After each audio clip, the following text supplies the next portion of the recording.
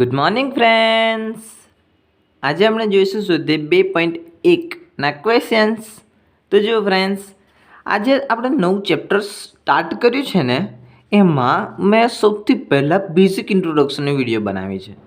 અને એ બેઝિક ઇન્ટ્રોડક્શનની વિડીયોમાં મેં બધું જ ડિસ્કસ કર્યું છે, બધું જ બેઝિકથી આપણે બેઝિકથી 10thનું બેઝિકથી લઈને અત્યાર સુધી.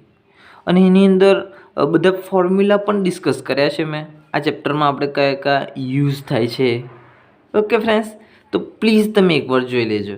એની લિંક તમને ડિસ્ક્રિપ્શનમાં મળી જશે. હવે આપણે સ્ટાર્ટ કરીએ ક્વેશ્ચન નંબર 1. તો જુઓ શું છે, સાઇન ઇન્વર્સ -1/2. તો સૌથી પહેલાં તો આપણે અહીં આગળ ફોર્મ્યુલા યુઝ કરવી પડશે. જો આપણી ફોર્મ્યુલા આવડી જાય, સાઇન ઇન્વર્સ -x. તો શું થઈ જાય, આ માઇનસ એ બહાર નીકળી જાય છે, માઇનસ સાઇન ઇન્વર્સ એક્સ. આ એક્સની જગ્યાએ અહીં આગળ શું છે, જો 1/2 છે, બીજું કંઈ નથી આપ્યું, 1/2 જ છે. તો કોઈ વાંધો નહીં, આ માઇનસ નિશાની બહાર કાઢી નાખીએ. આવી રીતે બધામાં નહીં નીકળે. ઓકે, આની અંદર આવી રીતે આવશે, કોસ, સેક અને કોટ. એની અંદર માઇનસ નિશાની બહાર તો આવશે, પણ આગળ પાઈ આવશે. આવી રીતે. તો અહીં આગળ શું છે, સાઇન. તો આપણે પહેલાં તો અહીં લખી દો, સાઇન ઇન્વર્સ -1/2. હવે હું શું કરું, સાઇનનું સૂત્ર વાપરું, સાઇન ઇન્વર્સનું. માઇનસ નિશાની બહાર આવશે એટલે માઇનસ સાઇન ઇન્વર્સ 1/2. આપણે તમારે સાઈડમાં બતાવવું હોય તો આમ બતાવી શકું કે હા, મેં આવડી એ ફોર્મ્યુલા યુઝ કરી છે, sine inverse -x minus sine inverse x.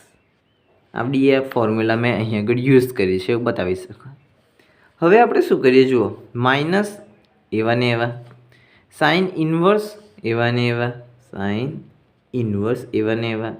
હવે 1/2 એને થોડુંક થિંકિંગ કરીએ. સાઇનમાં 1/2 ક્યારે આવે? એની માટે ફ્રેન્ડ્સ, આપણા 10thમાં જે આપણે ત્રિકોણમિતિનું ટેબલ શીખેલા ને, આવડું આ, બસ આનો યુઝ કરવાનો છે. સાઇનમાં 1/2 ક્યારે આવે? 30. બટ આપણે શું, આ અંશ માપ છે. આપણે 12thમાં આપણે રેડિયન માપ લખવાના હોય, યાની કે રેડિયન માપ એટલે π/6. તો આપણે લખીશું સાઇન π/6, સાઇન π/6 યાની કે 1/2. Clear friends? મેં શું કરીએ, તમે એવું કહેશો કે સર આ સાઇન 13 નહીં લખવાનું. હા ફ્રેન્ડ્સ, આઈ નો, આપણે અંશ માપથી ટેવાયેલા છે, બટ આપણે જ્યારે એનસીઆરટી જે છે ને 12thમાં, એમાં રેડિયન માપ છે બધામાં, ને આપણે એનાથી જ આન્સર લાવવાનો હોય છે, રેડિયનમાં જ. એટલે અહીંયા આગળ હવે આપણે શું, આ 0, 30, 45, 60 અને 90 નહીં લઈએ. હવે આપણે આ લઈશું 30. તો π/6, 45 π/4, 60 π/3, 90 π/2. આવી રીતે રેડિયનમાં જ લખીશું. ઓકે, તો જો મેં આગળ 1/2ની જગ્યાએ શું લખ્યું, એની વેલ્યુ સાઇન π/6ની વેલ્યુ 1/2 થાય. હવે તમે જો, સાઇન ઇન્વર્સ અને સાઇન કેન્સલ, એટલે સાઇન ઇન્વર્સ અને સાઇન કેન્સલ એટલે π/6. આપણો આન્સર આવી ગયો. કેટલા સિમ્પલ ક્વેશ્ચન્સ છે ફ્રેન્ડ્સ, જો એકદમ ઇઝી. તો ચલો આપણે સેકન્ડ નંબરનો એક્ઝામ્પલ જોઈએ. સેકન્ડ નંબરનો,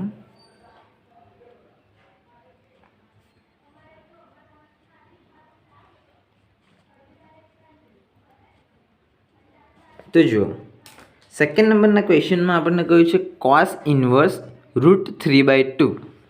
તો સૌથી પહેલાં તો હું અહીં આગળ એનું એ લખી દઉં, કોસ ઇન્વર્સ √3/2. હવે અહીં આગળ જો માઇનસ છે ને, એટલે એનો તો જમેલો તો આવશે જ નહીં. હવે ડાયરેક્ટ આપણે થિંકિંગ કરવાનું કે કોસમાં √3/2 ક્યારે આવે છે. તો આપણે જોઈ લઈએ, કોસમાં √3/2 ક્યારે આવે છે? 30, યાની કે π/6. તો અહીં લખી દઈશું, કોસ ઇન્વર્સ તો ખરા જ, પણ આ √3/2ની જગ્યાએ લખી દો કોસ π/6. Clear friends? કોસ π/6ની વેલ્યુ આવે છે √3/2. આપણે એવું લખતા હતા ને 10thમાં cos 30ની વેલ્યુ થાય છે √3/2 આવી રીતે. હવે અહીં આગળ 30ની જગ્યાએ આપણે રેડિયનમાં લખવાનું છે cos π/6 આવું લખવાનું છે ને એની વેલ્યુ શું √3/2 આવી રીતે છે. તો √3/2ની જગ્યાએ મેં આ લખી દીધું અહીં આગળ, બસ બીજું કંઈ નથી કર્યું. હવે જુઓ cos ઇન્વર્સ અને cos કેન્સલ થાય અને આપણે π/6 આપણો આન્સર આવી ગયો. ફ્રેન્ડ્સ આપણે જસ્ટ એવું બોલવાનું હોય છે કે cos ઇન્વર્સ અને cos કેન્સલ અને π/6 આપણો આન્સર, બટ રિયાલિટીમાં એવું ન હોય. ઓકે, તમારે એવું કેન્સલ કરીને ન બતાવતા તમારા ચોપડીમાં. હવે જોઈએ આપણે 3rd નંબરનો એક્ઝામ્પલ.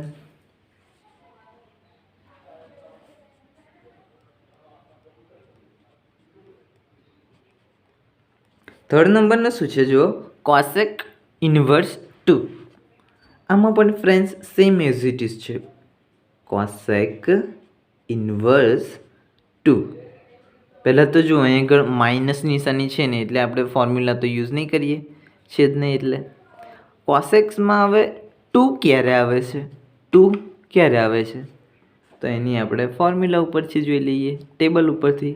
કોસેકમાં 2 આવે છે, ક્યારે આવે છે જો π/6 છે એટલે કોસેક π/6 શું થાય 2. તો આ 2ની જગ્યાએ લખી દઈએ. પહેલાં તો આ કોસેક ઇન્વર્સ તો ખરું, આ 2ની જગ્યાએ લખી દઈએ કોસેક π/6. Clear friends? આ 2ની જગ્યાએ મેં કોસેક π/6 લખ્યા, કેમ? કારણ કે આ 2ની એકચ્યુઅલીમાં વેલ્યુ કોસેક π/6 છે. તમે એવું કહેશો કે સર આ 2ની જગ્યાએ હું આ ના લખી શકું. જુઓ આ અહીંયા આગળ પણ 2 છે, યાની કે આ સેક અહીંયા એંગલ કયો છે π/3, તો સેક π/3 એ 2 જ થાય છે ને, તો હું એ અહીંયા આગળ ના લખી શકું સેક π/3.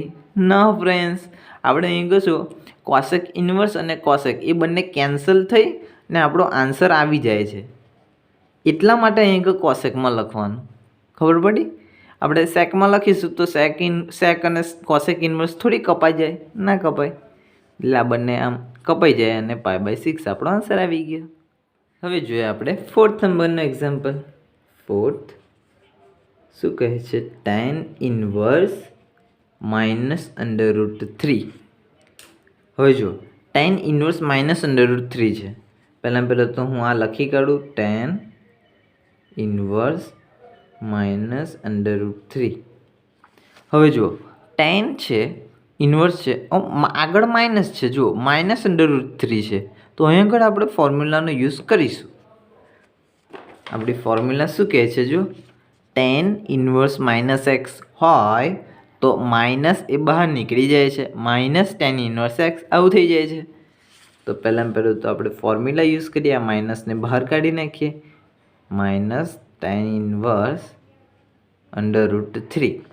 સાઈડમાં આપણે બતાવવું હોય તો બતાવી પણ આપણે શકાય કે tan ઇન્વર્સ -x હોય તો ફોર્મ્યુલા આપણી